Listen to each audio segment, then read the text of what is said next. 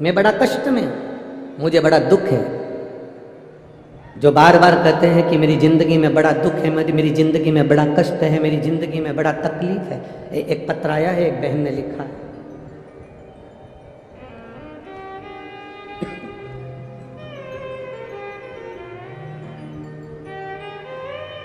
रामेश्वर गुप्ता,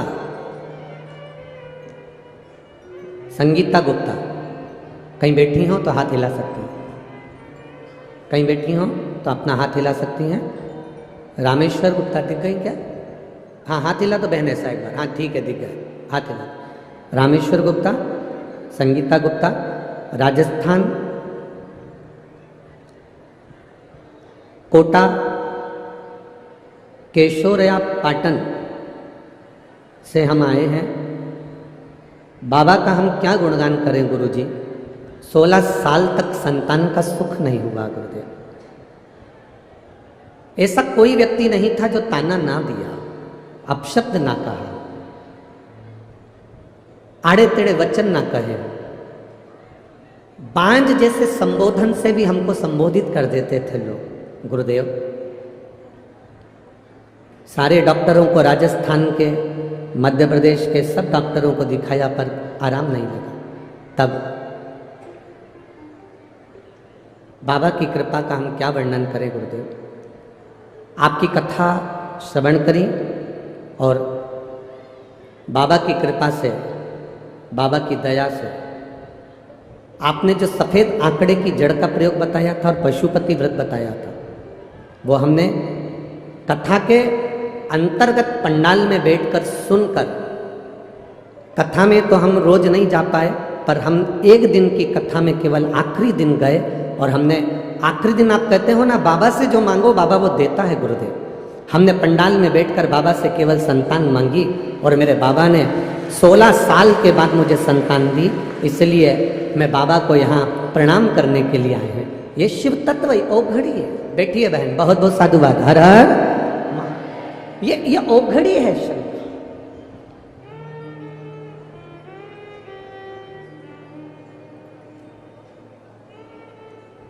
अरे तेरा ही दिया मैंने खाया पिया है, तेरा शुक्रिया है, तेरा शुक्रिया। मुझे भोले बाबा ने बहुत दे दिया है, तेरा शुक्रिया है, तेरा शुक्रिया। ये उसकी कृपा से मिला। आप बैठ जरूर गए हो, आप आ गए हो शिव महापुराण की कथा में। कई लोग हमसे कहते हैं गुरुजी आप हमेशा कथा दोपहर में बाँचते हो, तो आखिरी दिन की कथा भी तुम्हें दोपहर में करना चाहिए। फिर तुम इतनी जल्दी कभी 8 बजे कभी 9 बजे सुबह से कथा रख देते हो, उसका कारण क्या है? हमने कल कथा में आपको कहा था, रेत के ढेर पर शक्कर को पटक दो, चींटी उस शक्कर को उठाने आ ही जाती है। अगर जो शंकर के भक्त हैं वो समय नहीं देखते, शिव की उपासना का समय कहाँ है? बहुत सारे मिलेंगे आपको ज्ञान देने वाले, बहुत ऊंचे ऊंचे पद पर बैठकर आपको ज्ञान देंगे वो लोग और कहेंगे शंकर की पूजन इस टाइम करना चाहिए, शंकर की आराधना इस समय करना चाहिए, शंकर को भगवान का भजन इस समय करना चाहिए, शंकर के मंदिर इस समय जाना चाहिए, शंकर का गुणगान इस समय करना चाहिए, शंकर का भजन इस समय करना चाहिए। बहुत सारे, जब तुम टीवी खोलोगे तब तक तुम्हें कोई ज्ञान देने वाला मिल जाएगा कि शंकर के मंदिर में पूजन का समय ये है, शंकर के मंदिर में आराधना का समय ये है, शंकर के मंदिर में पूजन का समय ये है। जब टीवी खोलोगे नए नए लोग तुमको ज्ञान देने के लिए आ जाएंगे। जो तुमको ज्ञान दे कि शंकर की पूजन का ये समय है, उनसे कहना शंकर का नाम महाकाल है, काल आने का समय बता दो तो महाकाल की पूजन का भी समय निश्चित हो सकता है। मरने का कोई समय नहीं होता।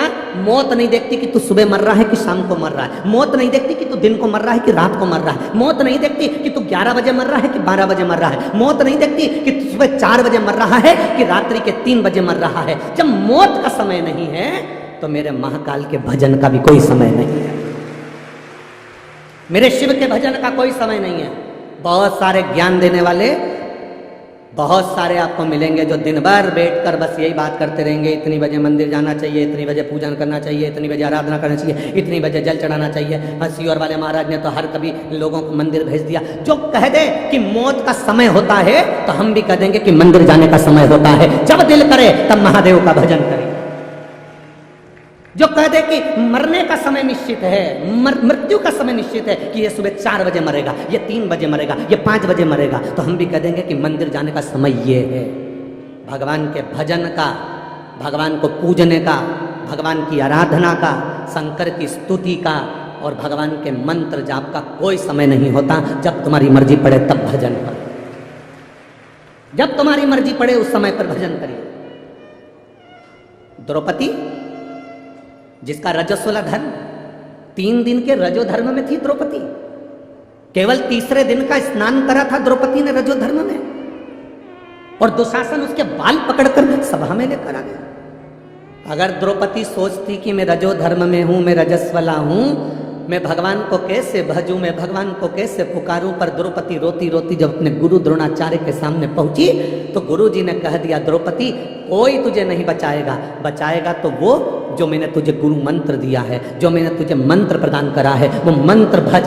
द्रौपदी ने मंत्र का जाप करना प्रारंभ करा, द्रौपदी ने मंत्र पुकारना प्रारंभ करा। अब भगवान कृष्ण उस मंत्र को सुनकर दौड़ आए। अगर द्रौपदी सोचती कि मैं रजस्वला धर्म से हूं, मैं भगवान का नाम नहीं ले सकती, हाँ, रजस्वला धर्म में आप मंदिर मत जाओ, रजस्वला धर्म में आप अच्छी जगह पर मत जाओ, रजस्वला धर्म में आप रसोई घर में मत जाओ, रजस्वला धर्म में आप भगवान की चौखट पर कहीं पूजन आराधना हो रही है वहां मत जाओ, रजस्वला धर्म में श्रेष्ठ जगह पर मत जाओ। पर रजस्वला धर्म में भी अगर आप हैं तो भगवान को पुकारने में देरी नहीं कर सकते, भज सकते हो भगवान, स्मरण कर सकते हो भगवान का, नाम जप सकते हो भगवान का।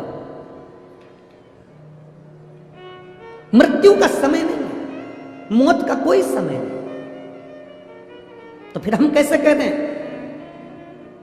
हम कैसे कह दें कि मंदिर जाने का समय ये है, भगवान का भजन सुबेरे 5 बजे करना, भगवान का भजन सुबेरे 4 बजे करना, भगवान का भजन दोपहर में 3 बजे करना, भगवान का भजन रात को।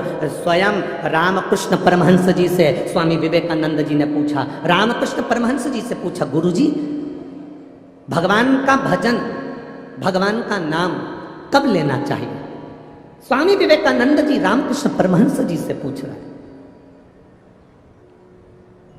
रामकृष्ण परमहंस जी से पूछा, भगवान का नाम कब लेना चाहिए, भगवान का भजन कब करना चाहिए? रामकृष्ण परमहंस जी ने कहा, मरने के 1 मिनट पहले। स्वामी विवेकानंद जी मुस्कुराकर बोले, आप कहते हो कि भगवान का नाम, भगवान का भजन मरने के 1 मिनट पहले करना चाहिए, अपने को कैसे मालूम पड़ेगा कि अपन कब मरेंगे, तो उसके 1 मिनट पहले भजन करना है? तो रामकृष्ण परमहंस जी ने कहा, जब तुम्हें ये नहीं मालूम कि मरोगे कब, तो हर मिनट में भगवान का भजन करो, कब प्राण आखिरी हो जाए, कब श्वास आखिरी हो जाए। इसलिए प्रत्येक क्षण क्षण में, प्रत्येक पल अपने स्थान पर बैठकर बाबा से विनय करें, भाव के साथ, आनंद के साथ। मेरे देव अधिदेव महादेव से दिल से, आज कथा का विराम दिवस है, आप जितना दिल से बाबा से प्रार्थना कर सकते हो उतने दिल से करिए, भाव के साथ, आनंद के साथ।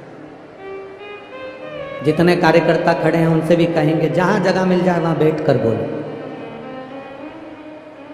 कार्य बाद में कर लेना, ये मौका बार बार नहीं आएगा बाबा से विनय करने का, बोलने। अपने स्थान पर बैठकर बाबा से हृदय से, भाव के साथ, दिल से करें। श्री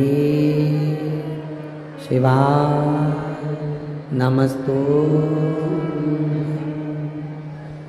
श्री शिवाय नमस्तु, श्री शिवाय नमस्तु, श्री शिवाय नमस्तु, श्री शिवाय नमस्तु। भोला सब दुख काटो मारा, ओ भोला सब दुख काटो मारा।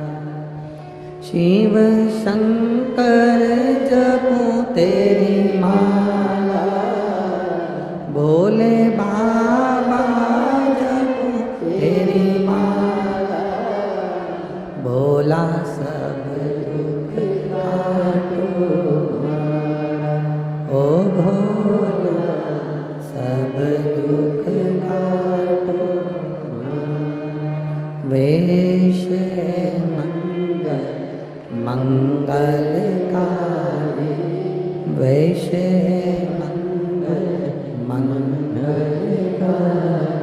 शमशान वासी शमशान वासी ओ भोला सब दुख काटो ओ भोला सब दुख काटो। कोई तुमसे कहे कि इतनी बजे भगवान को भजना चाहिए, कोई तुमसे कहे कि इतनी बजे मंदिर जाना चाहिए, कोई तुमसे कहे इतनी बजे भगवान की भक्ति करना चाहिए, भजन करने का कोई समय नहीं, भगवान की भक्ति का कोई समय नहीं। दुख, तकलीफ, कष्ट, बीमारी, रोग या कोई तकलीफ हमारे पास आती है तो समय देखकर नहीं आती, तो भगवान भी हमारे पास आए तो समय देखकर नहीं आए, जब दुख हो तब मेरा महादेव हमारे पास है।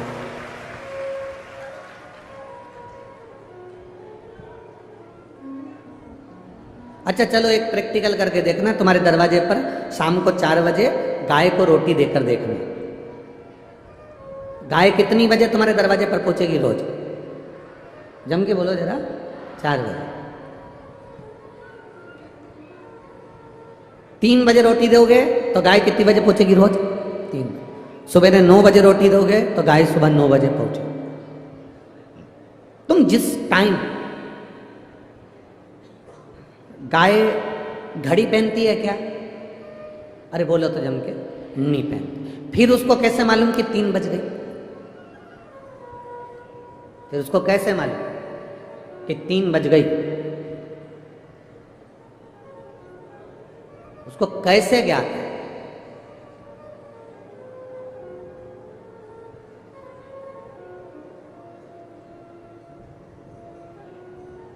शिव महापुराण की कथा कहती है 33 कोटि देवी देवता गौ माता के शरीर में निवास करते हैं और वो प्रेरणा देते हैं। 33 कोटि देवता। मैं राजगढ़ की राधा रानी गौशाला के लिए धन्यवाद देता हूँ, जो विकलांग गायों को और सहजने में लगे हैं, उनको संभालने में लगे हैं। बहुत बहुत साधुवाद है राधा रानी गौशाला राजगढ़ क्षेत्र को, बहुत साधु। अब तुमने 3 बजे गाय को रोटी दी तो रोज 3 बजे गाय तुम्हारे यहाँ आएगी। तुमने 4 बजे रोटी दी तो गाय रोज 4 बजे आएगी। 5 बजे रोटी दी तो 5 बजे आएगी। अब तुम अंदाजा लगा कर बैठना, तुम सवेरे केवल एक बार सवेरे 9 बजे भगवान का भजन करते हो तो भोलेनाथ भी कह देगा जब ठीक 9 बजे तेरे को तकलीफ आएगी तब मैं भी आऊंगा, 9 बजे ही आऊंगा।